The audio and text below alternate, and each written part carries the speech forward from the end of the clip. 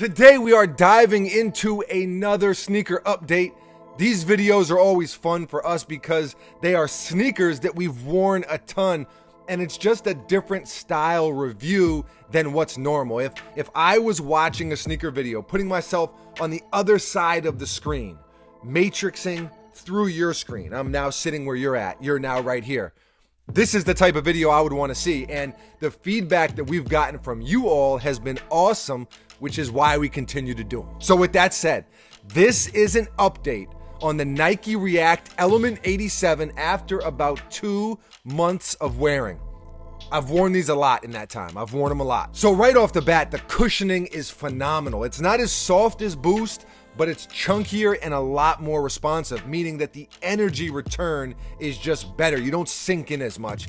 It's also not as bouncy as, say, the Vapor Max, but it's a smoother ride. Something about that chunky React technology and the cork insole, it just works. Cushioning wise, it's right up there at the top of the comfort chain. You have the food chain, lions, killer whales, polar bears, beasts of that nature at the top. These are right up there. These are the polar bears of the cushioning chain, the comfort chain. Now to jump over to a couple negatives. You know, we gotta tell you both sides of it. The upper is very unique.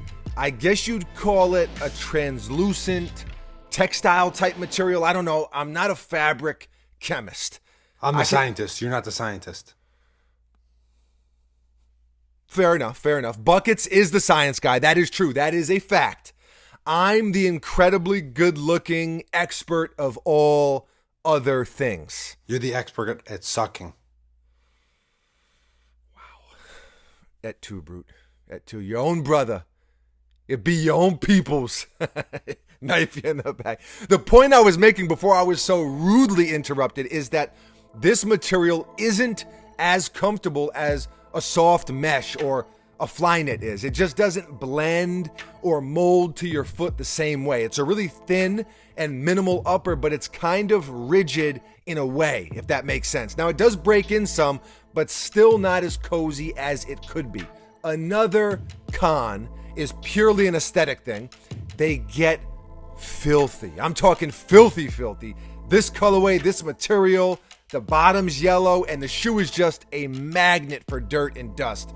If there is a dust particle anywhere within a 20-foot radius, it will find this shoe and latch on for dear life. That's purely an aesthetic thing, though. I can't mention that without mentioning this.